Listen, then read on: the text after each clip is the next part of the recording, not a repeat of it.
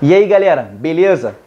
Sou o seu professor de Física, me chamo Elias Diel e estou aqui para colaborar com o seu aprendizado e ajudar você a chegar no seu objetivo, seja uma faculdade pública ou privada. Hoje nós iremos falar sobre cinemática. O que seria cinemática? Você deve saber que cinemática tem a ver com o movimento, porque muito provavelmente você estudou isso no seu ensino médio. Independente de ter sido um ensino médio bom ou ruim, esse conteúdo é obrigatório. Então, acredito que todos vocês tenham estudado. É bom a gente saber um pouquinho da origem dessa palavra. Essa palavra vem do grego e quer dizer movimento. Se você parar para pensar, existe um exemplo muito claro e que está no seu dia a dia ou no seu final de semana, que é o cinema. Se você já foi ao cinema alguma vez, você vai entender um pouco do que nós estamos falando. Quando você vai ao cinema, se você reparar bem, existe uma cabine de projeção. Nessa cabine de projeção tem um operador que ele posiciona um filme. O que seria um filme? Uma sucessão de fotografias na frente daquele projetor. Quando você assiste um filme, você tem uma ideia de movimento. Mas aquele movimento só é gerado a partir da sucessão de fotografias. Isso não é legal, pessoal? Na verdade, o que você está vendo são fotografias sendo passadas muito rapidamente para te dar a ideia de movimento. Tá aí, cinemática é movimento. E o cinema é o quê? É a fotografia em movimento. É uma maneira bem legal, simples, de você fazer uma analogia com aquilo que você está aprendendo. É legal também você saber o seguinte: há muito tempo atrás, no tempo do seu avô, não se falava cinema, se falava cinematógrafo. Aos poucos, começamos a falar cinema. E a gente vê uma tendência em se falar cine. Ah, vamos para o cine. Ou alguns canais de TV que tem o final em cine. Você sabia disso, não sabia? Você já reparou isso? Assim como a palavra vossa mercê foi reduzindo para vós mercê, depois para você, e algumas pessoas simplesmente falam VC. Isso você vai ver melhor na sua aula de linguagens, com a professora Joyce. Então adquira esse pacote. Tudo isso está em variações linguísticas, que é muito importante para a sua prova do Enem também. Prosseguindo agora, em física, vocês conseguiram entender bem o que seria essa ideia de movimento. Tranquilo? Vamos seguir com a nossa aula. Como está escrito aqui, e é claro, está bem explícito, bem sucinta a nossa explicação, a mecânica é um ramo da física que tem por finalidade o estudo do movimento e do repouso. Ela é dividida em três partes: a cinemática, a dinâmica e a estática. A cinemática descreve o movimento de um corpo sem se preocupar com as suas causas. E é nesse ramo que nós vamos mergulhar agora. Vamos estudar os movimentos de um corpo sem se preocupar com as suas causas. Quando a gente estuda o movimento de um corpo, você vai observar o seguinte: para que haja movimento, você vai ter uma variação na sua posição, seja ela no eixo horizontal ou seja ela no eixo vertical. Se existe movimento, existe uma variação da sua posição com o decorrer do tempo. Então, para que nós possamos analisar de uma maneira clara e objetiva, nós precisamos pensar o seguinte: sempre que houver movimento, eu tenho variação de espaço, tenho variação do tempo, tenho uma velocidade que pode ser constante ou variável e tenho uma aceleração. Para que a gente possa estudar a cinemática, ou seja, para que a gente possa analisar o movimento de um corpo, a gente precisa saber duas coisas primeiramente. Nós precisamos definir se esse corpo é um corpo extenso ou se ele é um ponto material. Por que você está falando isso, Elias?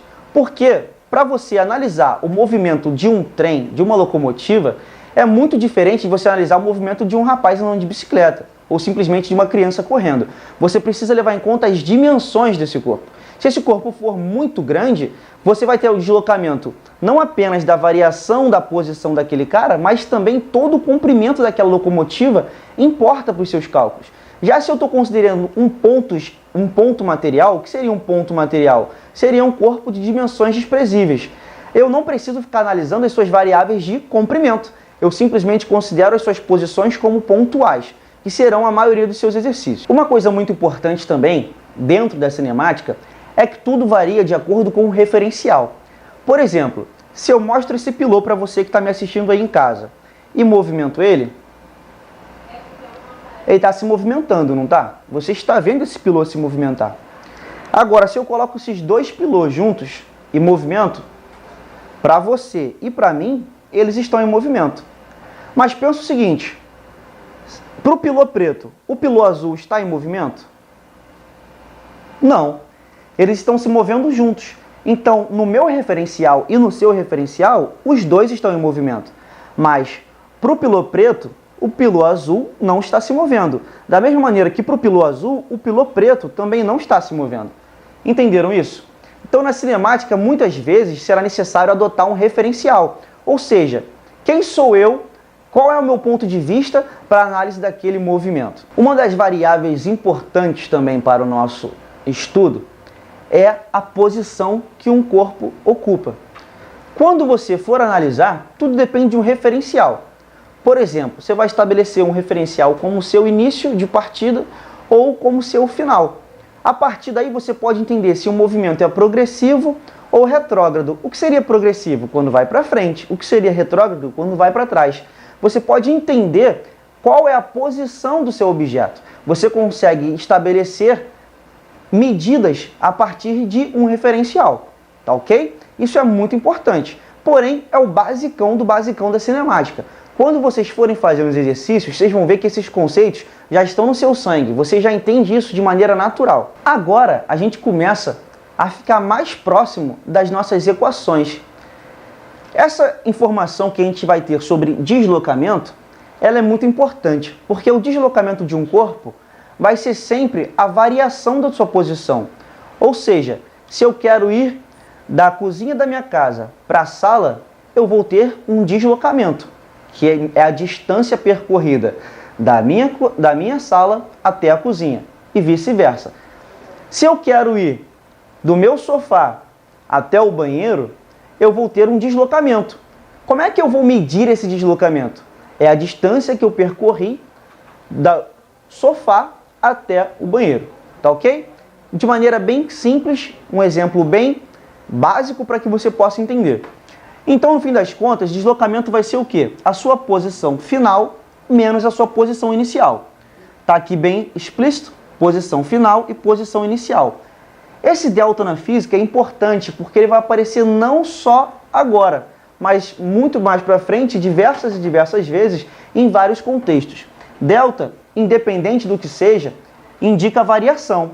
Nesse caso, a gente está falando de posição. O delta vai indicar a variação da posição, que seria a minha posição final, menos a posição inicial. Você terá um delta do tempo, variação do tempo, que seria o tempo final, menos o tempo inicial. Lá em termodinâmica, você vai ter variação de temperatura, seria um delta θ, temperatura final menos temperatura inicial. E por aí vai. Agora, um conceito muito importante que vai nos ajudar a chegar na nossa primeira equaçãozinha para movimento retilíneo e uniforme é o conceito de velocidade. Você não consegue gerar movimento sem que um corpo tenha uma velocidade.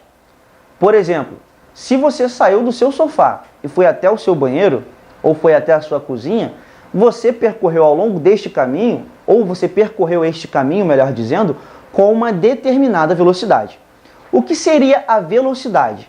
Seria a tua variação do espaço, ou seja, a tua variação de posição, o espaço que você percorreu, dividido pelo tempo que você executou esse deslocamento. Essa é a definição básica, mais simples e clara de velocidade média. O que seria a velocidade média? A variação do espaço pela variação do tempo. E é o que está escrito aqui para a gente. Velocidade média é a variação do espaço pela variação do tempo. A partir de agora, nós vamos falar da variável velocidade. Entenda o seguinte, se você está dirigindo um carro e você pisa no acelerador, o teu velocímetro vai indicar variações de velocidade. É importante você notar que essa velocidade está sempre em quilômetros por hora. Mas essa não é a unidade recomendada, estabelecida pelo Sistema Internacional de Unidades. No Sistema Internacional de Unidades, a unidade padrão para comprimento é metro e a unidade padrão para tempo é segundo. Logo, se a gente falou que velocidade é um deslocamento, ou seja, uma variação de posição, uma unidade de comprimento dividida pelo tempo, que a gente viu agora, que a unidade deve ser o segundo, qual será a unidade de velocidade no Sistema Internacional? Velocidade será expressa em metros por segundo, sempre. Quando isso não acontecer, se ele te der em quilômetros por hora, existe uma maneira simples e prática da gente fazer a conversão. seria passar de metro por segundo para quilômetro por hora. Se você quiser passar de metro por segundo para quilômetro por hora, você multiplica por 3,6. Se você quiser passar de quilômetro por hora para metro por segundo, você divide por 3,6. Tá ok? Agora, já que nós estamos falando de velocidade, deslocamento e tempo, fica muito fácil e intuitivo a gente entender as equações do movimento retilíneo uniforme. Por que esse movimento é retilíneo? Porque a trajetória descrita pelo meu móvel em análise, ela é retilínea. Ou seja, não há curvas, não há desvios. Ah, mas não pode ter curvas? Mais para frente vocês vão ver movimentos curvilíneos, movimentos circulares em movimento circular, que é um outro tópico dentro da cinemática. Mas de início vamos falar apenas de movimentos retilíneos. E por que ele é uniforme? Porque a sua posição varia em taxas bem definidas de acordo com o tempo. Ou seja, se eu te digo que a velocidade de um móvel é de 10 metros por segundo, em 1 segundo ele vai ter andado 10 metros. Em 2 segundos, 20 metros. Em 3 segundos, 30 metros. E por aí vai. Ou seja, por que ele é uniforme? Porque as minhas variações de posição seguem um padrão. Tranquilo? Então vamos lá. Você viu que velocidade é ΔS sobre ΔT. Ah, professor, mas aqui só tem T, não tem T menos T0. Por que não tem T menos T0? Em geral, na maioria das questões, você vai considerar o tempo inicial como zero. Como se eu tivesse pego o meu relógio, marcado o cronômetro a partir de quanto? A partir de 0 segundo. Por isso que, geralmente, você vai considerar o tempo decorrido simplesmente como T. Você vai fazer T menos T0, tá ok? Geralmente, mas não é uma regra. Em cima você tem quem? S menos S0. Minha posição final menos a inicial, dividida pelo tempo. Com isso, você vai ver o seguinte. Se eu passar para cá, ó, esse T, multiplicando a velocidade, você vai ter isso aqui, ó. S menos S0 é igual a V vezes T. Tranquilo? Passando esse menos S0 para a tua direita do sinal de igualdade, você sabe que ele vai ficar com sinal positivo. Então você vai ter o seguinte, S é igual a S0 mais V vezes T, que é a nossa primeira equação horária da posição para o movimento retilíneo uniforme.